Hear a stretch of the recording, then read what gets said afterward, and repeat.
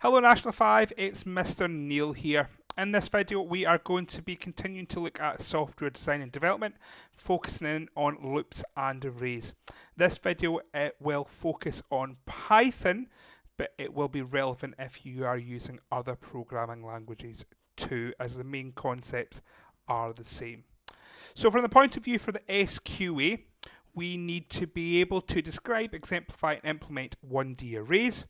We need to be able to describe, exemplify and implement iteration and repetition using fixed and conditional loops.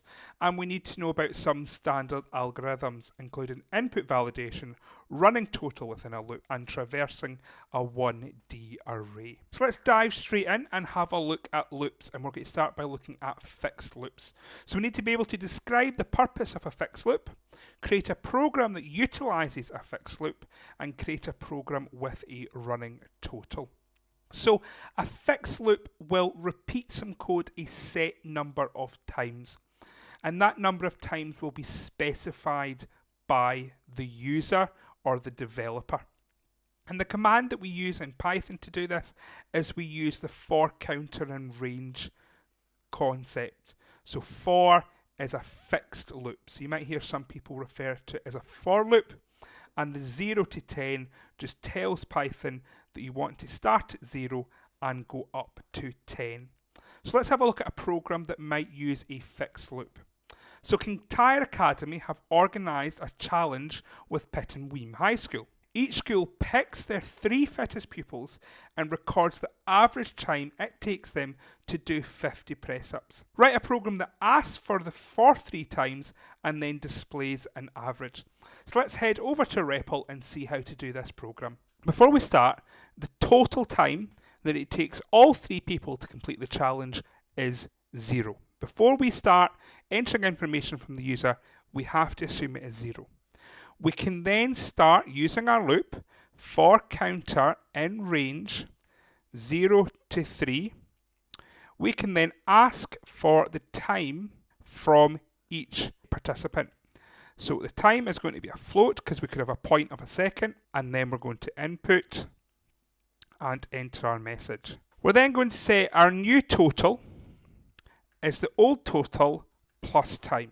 Once we've looped 3 times, we want to calculate the average. So average is equal to total divided by 3. And then we'll display that average to the user.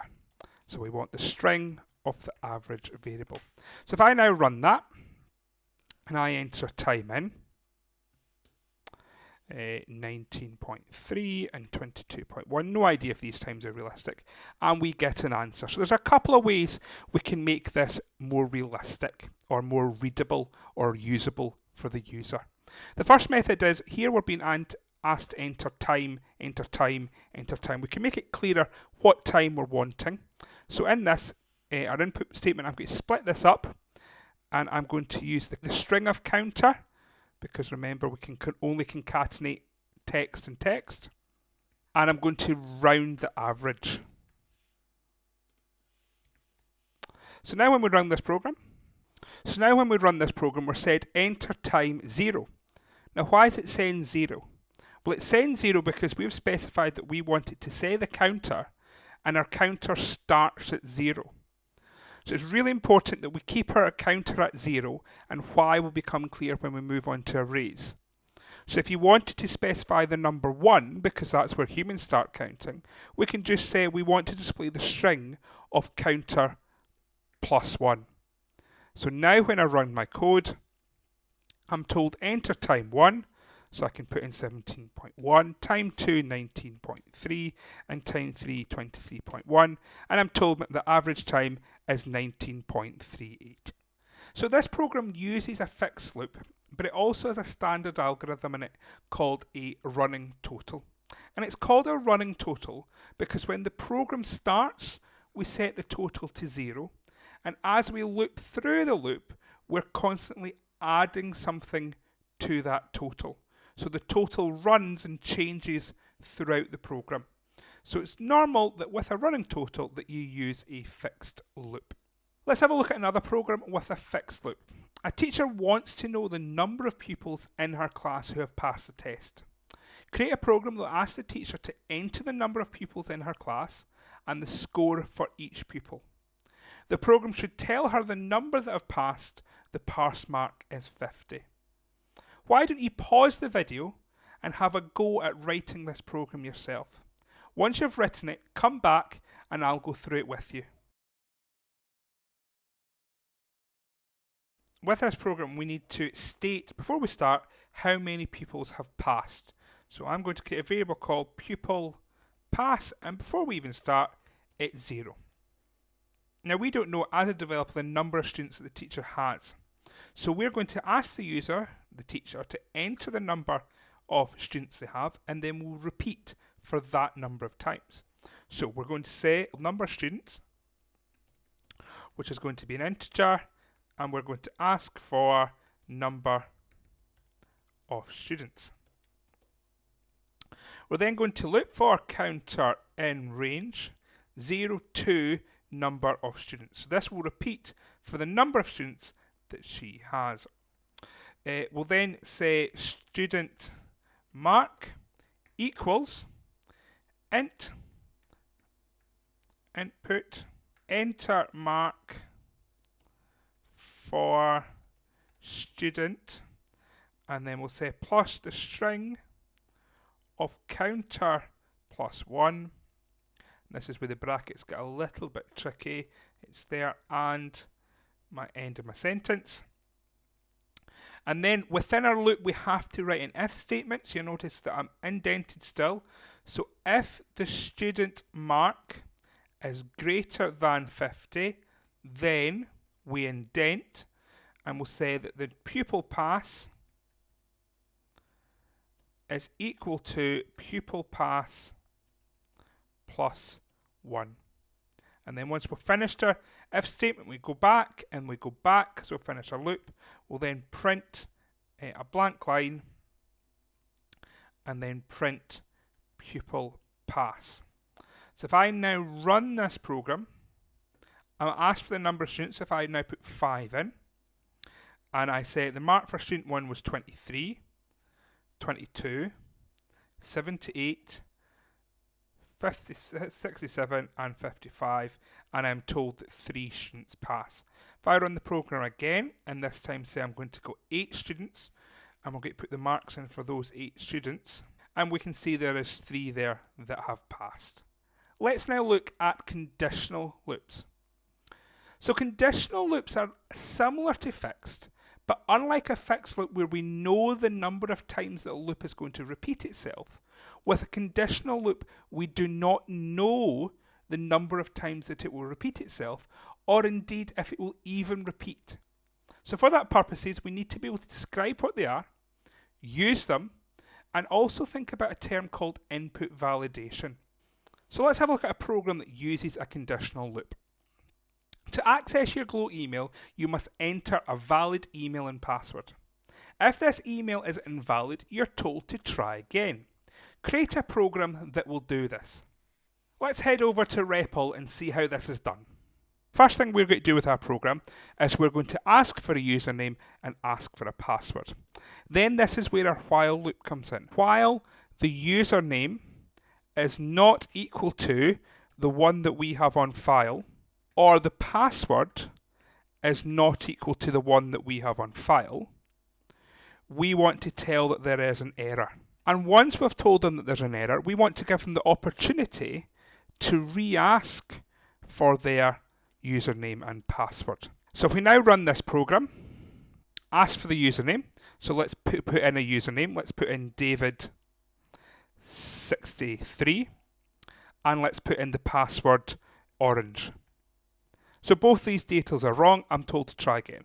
Let's put in the username NeilE83 and the password orange. Again, one of those details are incorrect, so I'm not going to be let in. Let's now put the correct details in, and you can see the program ends because I now exit that loop. This program here includes an example of what we call input validation. We're validating the input that the user is putting in and making sure it is what we want it to be. In this case, we want our username to be Neely83 and we want our password to be Haggis. And when the username or the password does not equal these two requirements, this loop is entered and we will keep going round this loop until the username and password are what we want. So with input validation, we use a while loop, we get the initial inputs, and then we use the loop to see if they are what we want them to be, and if they are not what we want them to be, we enter the loop and we go round here until they are what we want them to be. So let's have a look at another program. This is our teacher pass program that you've already written and we've gone through. However, we've added a bit to it that says the test marks are between 0 and 100. So why don't you pause the video now and have a go at creating that program. When you come back, I'll take you through it. So to add input validation into this loop, we need to identify where to put our while loop. And we need to put the while loop in after we have asked for the student mark. So we ask for the student mark on line 6, so our while loop needs to go in after that. And we're going to say while the student mark is less than 0 or the student mark is greater than 100, we want to print an error. And we can print the error and give them a wee bit of description as to why it's an error. And then once we've printed the error, we need to remember to ask for the new student mark. And then when we run this, like previous, we're asked for the number of students, let's say 3. Enter student mark. So student 1 got 123. Well, that's incorrect. So again, I'm asked for the mark for student 1. So student 1 this time got 67. And then we move on to student 2. So student 2 got minus 12. Well, that's wrong. So I'm asked again. Well, actually, no, they got minus 11. Well, it's still wrong. Let's say they now got 45. And what you can see here, it's really powerful to include the counter in our input statement, particularly when we use input validation, because it allows the user to see what student, in this case, they are referring to. Let's move on now and look at arrays. So in this section, we want you to be able to describe the purpose of an array and implement a program that utilises an array. So often a program will want to store lots of information that is the same. So for example, we might want a program that's going to store lots of different names. So at the moment with our knowledge, we would do it this way. We'd create a variable and we'd store a name in it. We'd create another variable and store another name in it. But imagine we wanted to store 100 names. That means we're going to have 100 variables and 100 input statements. That's not efficient. It's not an efficient use of our time, and it's not an efficient use of the computer's programming and processing power. So this is where arrays come in. Arrays allow the programmer to store more than one piece of data within a single data structure. It is important that within an array, all the data within an array is exactly the same. So when we create the array, we give the array a name and we can store different values in the different indexes of an array. Let's head over to REPL and see how you implement and use arrays in Python. To create an array, we have to give it a name. Then we tell Python we're going to create an array. And inside that array, we can put our values. So I'm going to create an array of names. So we've got Simon, Sarah, and Susan. And I can print out the whole list by going print and typing in name. And when I click run, I will get the whole list printed there from my array. If I want to print one particular person, I can put square brackets in and specify the position of the person that I want to print. So I want to print the name of the person in position 2. So we start at 0 with Simon, then 1 with Sarah, and 2 with Susan. So when I run that, I will get Susan. If I wanted to change one of the names in my array, for example, say Simon, I could say, well, Simon is in position 0, so I'm going to change his name to Bill. And I'm now going to print the whole array, and you will see that I have now got Bill instead of Simon. So that's kind of how you can create and access arrays. So we can use arrays, and we can use arrays with loops to make efficient code. So we can create our array, we can then populate that array with a loop, and then we can output from that array with a loop. We're now back at our teacher pass program, and I've adapted it again. So previously it was taking in the mark for each pupil. This time we need to use an array to store the mark for that pupil and then display the mark back out to the user. So why don't you pause the video now, head over to REPL and see if you can write that program. We're going to add an array to this program to store the mark for each pupil. Now, unlike our previous programs, we don't know the number of students to start with.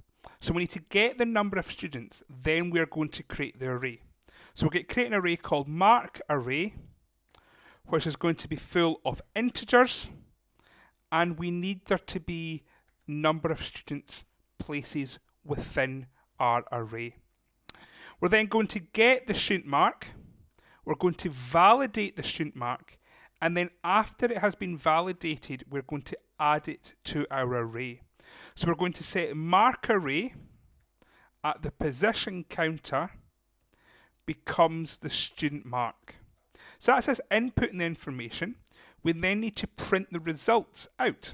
So we're going to set for counter in range 0 to the number of students, and inside our loop we want to print the string of the counter +1 and the string of the mark array at position counter. So if I now run that, I'm asked how many students there are, so there's going to be 3 students. The mark of student 1 is 89, the mark of student 2 is 45, and the mark of student 3 is 67. And when we run that, we can see we get all the 3 marks, and this last number is the number of students I've passed. In this case, there are 2 of them. So here we have the completed teacher pass program, and this includes a fixed loop, a conditional loop, and an array. So if you have been able to write this program, then you've covered all the success criteria that we need from this section. So it's now over to you to create a program independently without my help. I would like you to attempt part of the software design and development task from the 2019 SQA coursework for National 5 Computing Science. I've created a REPL project for you to get started, and in that REPL project are some documents that will help you, some program analysis and some program design, so use these when working through the program.